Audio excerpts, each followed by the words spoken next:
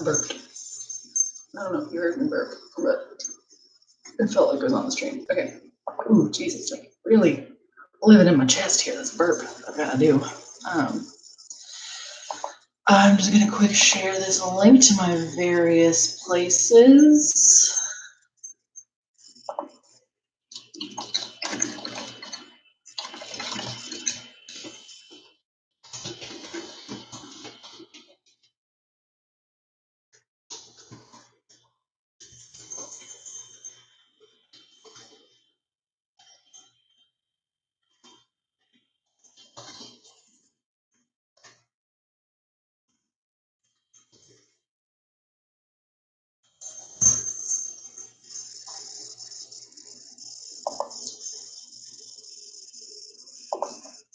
Dennis.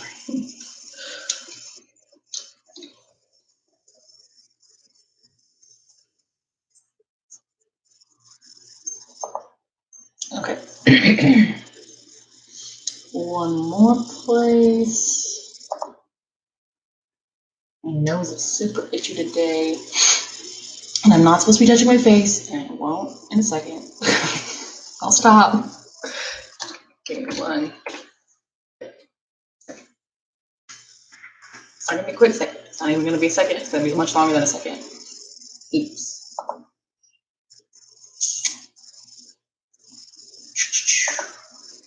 I don't know. No.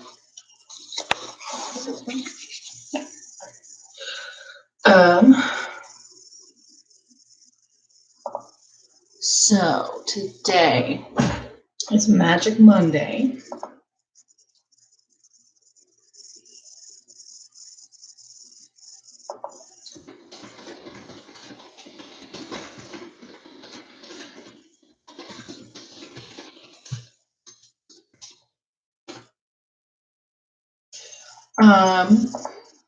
Okay, so today, Magic Monday. It's funny because Mondays are the day that I go into work.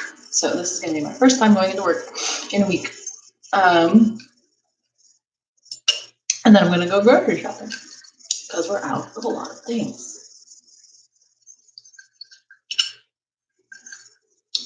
Okay, Magic Mondays now. Any of you might ask, are you gonna be doing some magic tricks? And I'm gonna say no, I'm not a magic trick kind of person. But I have this plan for Mondays going forward, but it's not ready yet. So I instead am going to talk with you, my beloved audience of apparently one. I'm going to talk with you about magic cards. I should have sleeves of nerdery, but magic cards. See, I mean, I'm acting like I've got a really good camera and it's got depth of field or something, but it definitely doesn't, and it's definitely not. But magic cards, these are magic cards. The backs all look the same still, but the fronts look very different now. So Magic is a game. It's got a really interesting history, so I'm probably going to go over that a little bit because, like, sort of my jam. Let me make sure I'm getting it all right. And I feel like I wrote it down at some point for some reason. I did. I think I did a blog post about it. Did I do a blog post about it?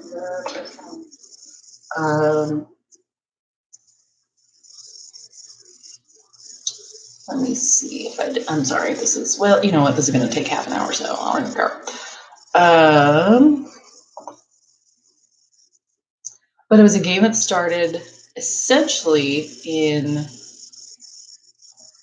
the early 90s, late 80s.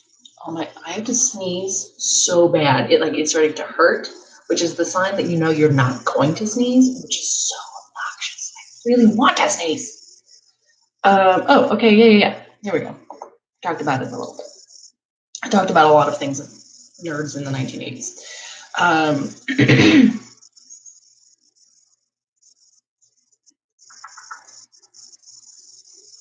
Okay, so in 1990, a guy by the name of Peter Atkinson got together with a few of his friends in Seattle, and they wanted to publish systems, lots of different game systems. And so they built a company called Wizards of the Coast, which people just call Wizards now. They still exist.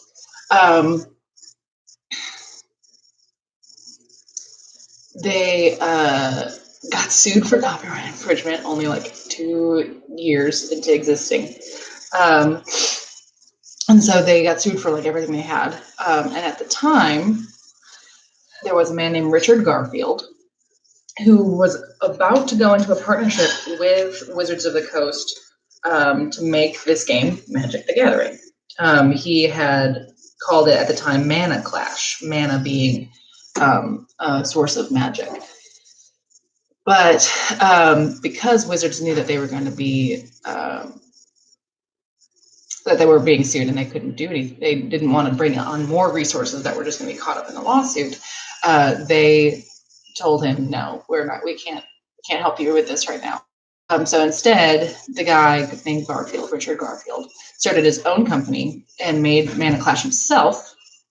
And then in 1990, that started in 1993. And then in 1994 or 5, Wizards settled their lawsuit and bought Magic the Gathering. It was called Mana Clash, but he turned it into the name Magic the Gathering, Magic : The Gathering. And it exploded and basically brought fiscal solvency to Wizards of the Coast because of it was so popular and it was so cheap and it was so lucrative. So they in 1994-5 is when it became really big, and then in Akshara says that I should look at now and tongue get me to sneeze. Or not working, Akshara. Oh well. Now it just itches. Now my mouth just itches. Anyway, so Magic. 1990, 3, 4, 5, 6. Huge. My experience with Magic starts out very vicarious. I went with my brothers to this game store that was right next to the Kmart in our town. And I don't remember much about it, except that my brothers spent a lot of money there. And I always wanted to buy the pretty cards because I played Magic and I knew how to play Magic. Because when you're my brothers, you have to teach me how to do everything so that I can lose to you. So I didn't know how to play Magic. I just wasn't, I wasn't cutthroat. I liked characters. I like cards that looked nice, and I wanted them to live forever. So when I put them out on the battlefield at dumb times and then my brothers would kill them, I would get very sad and cry. So I'm an excellent sister, basically, is what this is coming down to. But so Magic is a system of games, and I don't know that it's the first trading card game of its type, but it's definitely an early one, and it was definitely the one that made it like super, super popular. Pokemon cards started not long after that, and they may not have been based on Magic the Gathering, but they were soon bought by Wizards of the Coast. So, any other trading card games that have a sort of like resource system and like battlefield and casting system, they may have existed before Magic the Gathering, but were not popularized until Magic the Gathering became really popular. So Magic the Gathering, and because it's made by Wizards of the Coast, who also makes Dungeons and Dragons, there's a lot of tie-in that they're able to do where they have like cards and decks that are set in places that you can buy Dungeons and Dragons manuals for. So if you wanted to play a Dungeons and Dragons game set in like a Magic the Gathering sort of setting, you could do that. So that just gets all the nerds, just gets them all. You gotta catch them all, which is also what Magic the Gathering does, because Wizards own Pokemon. So the card game specifically, not the Pokemon, the card game. Anyway, so what I wanted to do in this Magic Monday is talk to you quickly about the different kinds of Magic cards. This is like, you can tell this is the one that I planned the most for. So this is the kind of person I am. So in Mana, you have a bunch of different cards, but there are three main, well, I guess there are technically four now, main types of cards. Let me see if I can, yeah, here we go. Okay, so your most basic card is your land card. This is an island, which means it's a blue land. Once again, I'll pull this out. On the back here, you have all the different colors. There's blue, white, green, red, and black. And those are all the different types of magic. So blue is water. And it has a different magic specific meaning because blue is a color that frequently cancels and controls. So it tries to control the other player's hand, and it cancels the cards that other players play. So it's all about controlling. So blue land. When you tap this, tapping is a thing that you do. Tapping is basically saying, I'm using this card now. So you would put this out on the table and you would tap it to say, I'm using this mana. This is mana. Mana, if you've ever played any kind of, I think World of Warcraft has this as mana as its like magic resource, but mana is a magic resource. It's sort of like if you play a video game and you have health points, you have HP, you would also generally have mana points, which allow you to cast magic spells, and you would run out of them and have to like get more. And so this is how you get more. You tap your lands to get mana. So you need mana for every other kind of card. You can the mana is a card that you can play without having any mana out already, obviously, because otherwise how would you do it? The next, probably most basic card, I think it's the most basic card, is your creature card. So the conceit of this game is that you, the player, are a wizard, and you're casting various spells, and so you need the mana to cast the spells. So this isn't a great example because my mana is not the same color. Here, okay. So here I've got a basic land. This is a mountain, which is a red land. Mountain. It looks like fire, I guess, is what it's supposed to be. It's really aggressive. It's really aggressive magic generally. The creatures get really, really big, and they have things like trample and haste and vigilance. And I'm not going to explain all. We'll go over that in the future, Magic Monday. Get excited. If you don't like this one, you're not going to like Monday ever, like normal. So we've got creatures. It says creature there. And what it used to say on the cards, and I don't know actually when they stopped doing this, but it used to say summon creature. So all the cards were like summon something, because it was like it was a spell, and the spell was to summon whatever it was that was on the card. So in this case, I would be summoning an elemental creature called Fire Fiend Elemental. So here I have this deck that is mostly elementals in terms of all the creatures that are in it, and then a bunch of other supporting cards that help elementals be better at their job. So you can see how much mana this costs.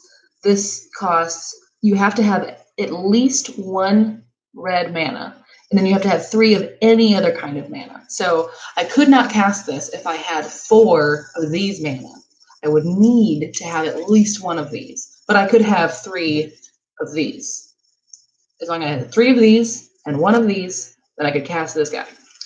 And that spends it. So that's the thing that I do. I take the land, I tap it, and I say I'm spending this mana to summon Fire Fiend Elemental. I put Fire Fiend Elemental out. Now, creatures like this fella, they'll have a rating down here. The first number, so in this case the 3, is his power. And the second number, in this case the 2, is his toughness. Toughness is basically like how many hits he can take, and power is how many hits he gives. So he can take fewer hits than he can give. I'll go over this in a second. But when he attacks, which is what happens when you tap a creature, you can you attack. Also, some creatures have like special spells that are cast. They're like abilities that when you tap the creature, you can also do the ability, but he doesn't have one of those. When you tap the creature, you attack. And you attack whatever is on the other side. So sometimes it's just the person that you're attacking, and sometimes they have creatures that they can use to block. But you don't get to decide. You just say, you just declare an attacker, and you say, I'm attacking you. Like if I'm playing against my husband, I'll say, Ben, I'm attacking you. That comes in that is important later. So I can't directly say like I'm attacking that creature. You can't do that. You can only attack the wizard who casts the creature. And then the wizard decides, okay, I'm going to block with this other creature that I have.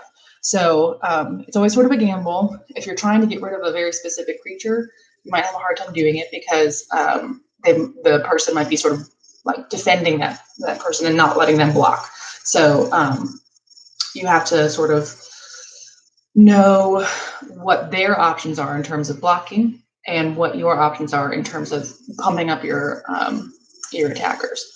And that is where we come to the next kind of card. Well, this is not entirely everything that the next kind of card is basically just a spell card. There's a lot of different kinds of spell cards. This one is an instant.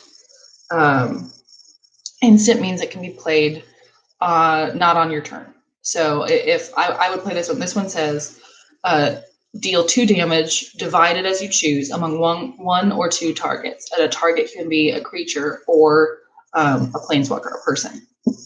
So and playing an instant, I might play this on Ben's turn.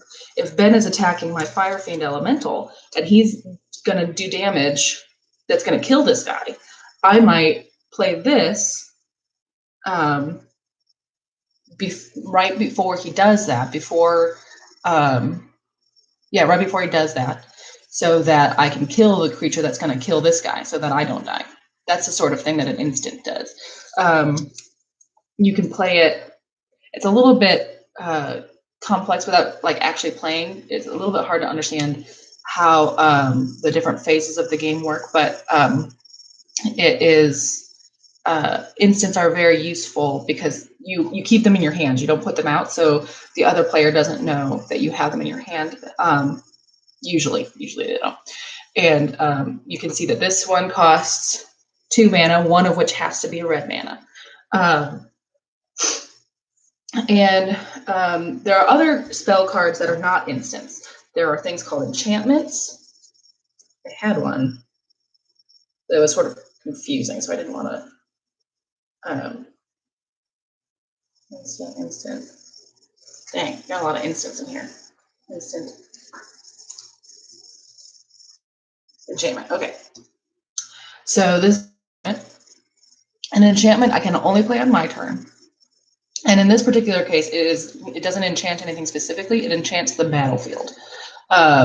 So attacking non-human creatures you control, meaning I control, get +1/+0. So they get an increased power, not an increased toughness. They don't increase their health points, but they increase the amount of attack they do.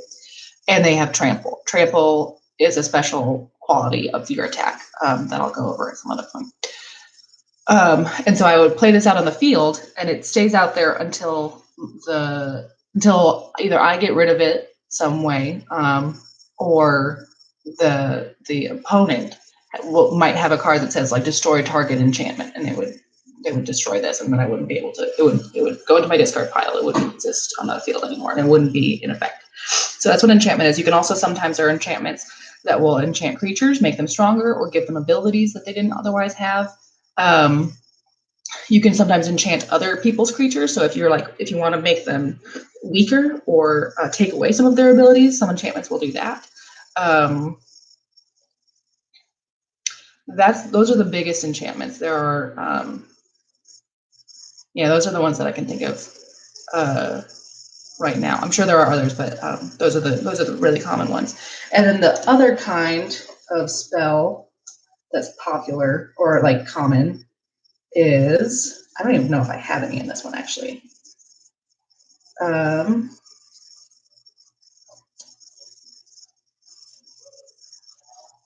Yeah, I don't know. It's called a sorcery. And a sorcery, again, can only be played on your turn. Oh, here it is. Okay. A sorcery. This can only be played on your turn.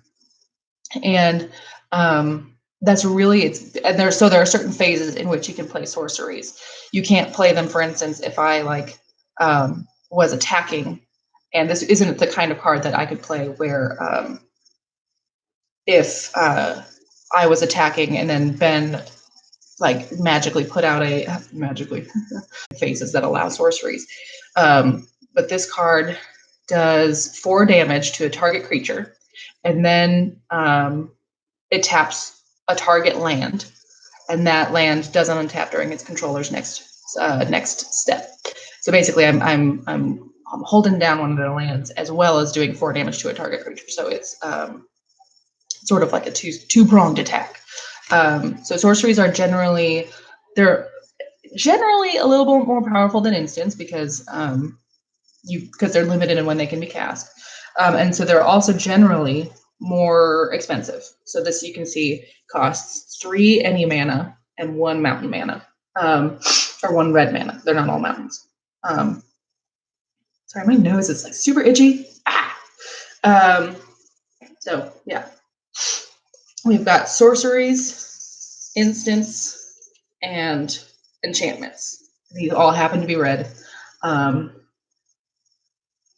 There are blue, whatever. I'm not going to go over the different magics because that's just too much for right now. So we've got our land, the basic of all cards. It even says basic land. There are some lands that are less basic. For instance, this one. If you tap it, you can add a blue mana or a mountain mana, and also extra life. So it's not a basic land, but it works the same way as a land. Then we have our basic land. Then we have our creatures that do battle for us. And then we have our different kinds of spells. And then we have a relatively new kind of magic card called Planeswalker. So this is Chandra. She's my best friend. Planeswalkers are basically reinforcements for you. So they don't work like creatures. They, as you can see, creature cards look very different. Planeswalkers are other wizards that you're basically bringing in to fight the battle with you. And what they do is they have 2 or 3, sometimes more, spells that they can cast, and they have power down here. I forget. Oh, it's loyalty is what it's called. I don't know why. That seems weird, but they have loyalty. I guess no, it does make sense. So the loyalty is basically the equivalent of their life. So they spend loyalty and gain loyalty by casting spells, and then also if they are attacked, they lose loyalty instead of life or hit points or whatever. She costs 3 mana, 1 red mana, and so like what I was saying before with the creatures, I declare an attacker. So if I had my Fire Fiend Elemental out, I would declare an attacker. I'd say, Ben, I'm attacking you. If Ben had a Planeswalker out, I could say, Ben, I'm attacking your Planeswalker. Now that means that he can use any creatures that he has out, he can use them to block and protect the Planeswalker. But if he does extra damage, if I do extra damage, if I kill his Planeswalker, None of the damage will ever get to him. So when you're playing, you start with 20 hit points yourself. And so the game ends when you run out of hit points, or when somebody runs out of hit points. That's not the only way it ends, but like whatever, that's all we're going to talk about. So if I declare an attack on his planeswalker, I can't do any damage to him. Unless I have a card that says I do. I don't know. But it would be because I want to get rid of his planeswalker specifically. So Chandra's really nice. She sort of gives my deck flavor because, again, she is a novice pyromancer. Elementals you control get +2/+0 until end of turn. So elementals can do more damage using this spell of hers. So this is why I have her in this deck, because all of my characters, all of my creatures, all but like 2 are elementals. So she makes all of my creatures more powerful. She also has the ability to give you extra red mana, and she also has the ability to deal 2 damage just straight up. And all of her spells are relatively inexpensive. So she actually adds a loyalty every time she does the elementals get more power thing, which is super useful because it's both a useful spell and it gives her more loyalty. So it makes her harder to kill. And then the other 2 only cost -1 and -2 respectively. So she's a pretty middle of the road planeswalker in terms of like, well, for one thing, she only cost me $1, but so that's a sign. But she's not super expensive, but she's also not one you can just like throw out whenever you like feel like it. She doesn't have a lot of loyalty, but she has enough loyalty that it should be you should be able to play with her for a couple of rounds before she starts to get in the weeds, as long as you're defending her well. And her spells are all pretty useful and cheap, especially her +1 spell. Her +1 meaning it gives her 1 loyalty. So those are the 4 different types of magic cards. You've got your planeswalkers, which are your friends who help you in battle. You've got your spells. Also note, these 2 spells are called Chandra spells. Chandra's Pyrohelix and Chandra's Revolution. So I really sort of double down on the Chandra thing. But you've got your spells. You've got your creatures who will do battle for you. And then you've got your lands that allow you to cast everything else. And in using all of those different kinds of cards, you make a deck. And I think the standard way to play, I don't know there's lots of different words for like how to play the different kinds of rule sets that people use. But I think the standard deck is 60 cards, I think. And the typical way that they suggest you build a deck is with 20. So 1/3 of the deck should be land cards, just the cards that allow you to play other cards, because you should, especially early on, you should be playing 1 land card every turn, because that is what allows you to play the better cards later. And then so you've got 20 of those cards in there, and then you've got 20 approximately. You've got 40 cards left to work with, so you should probably split that up between creatures and spell cards pretty evenly. That's what I normally do. Is I have about 20 creatures and about 20 spell cards of different kinds, and then you want to have a little bell curve of power. So you want to have a couple, 1 or 2 or 3 cards that only cost 1 mana, and then you want to ramp it up. You want a lot of cards that cost 2 mana and a few cards that cost 3 mana, and then after that you want to sort of break it down, because you're not going to be able to get those cards out as much. So 2 cards, 2 mana and 3 mana are where you sort of want to live, where you want to have the most cards, both for spells and for creatures. Sorry, burping again. And that's pretty much the basics of Magic. So in all of my decks, I have 3 right now. This one. This deck is a blue-red deck. So It's split pretty evenly. At least the mana is definitely split evenly. There's 10. Well, I think there's probably 8 red, 8 blue, and then 2 of those like red blue ones. And that's because I have cards that cost that have very specific. They call specifically for I need blue mana or I need red mana, and so I don't want to like skimp on either of those. Another deck that I have right now is a blue-white deck. Blue is just a nice color to have.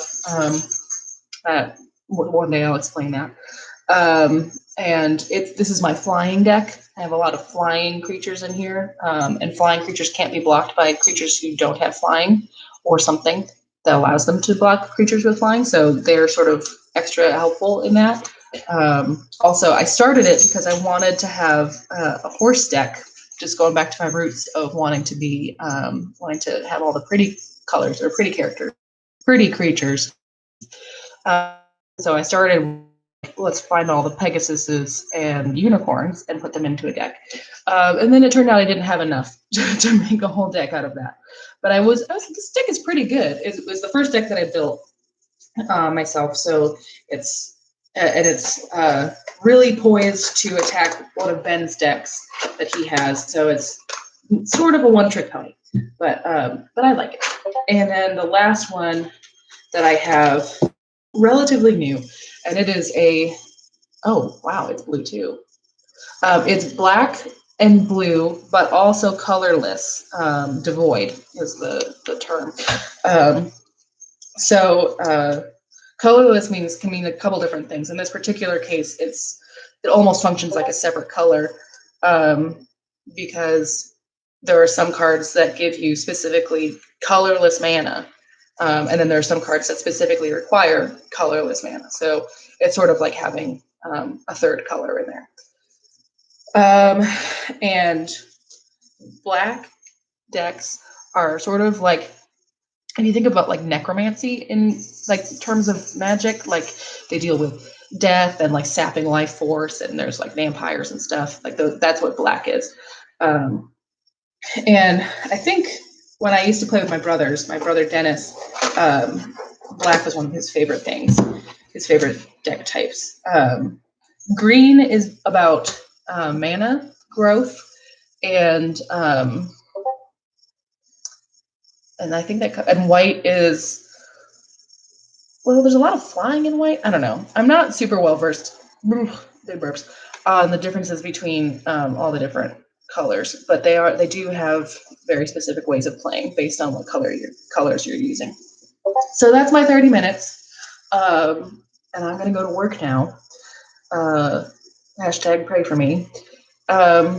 And I hope you have a magnificent Magic Monday, and I will see you next Monday when I have a super special surprise for you that I'm sure you're going to love. The one person who watched this is going to love it. It's going to be great.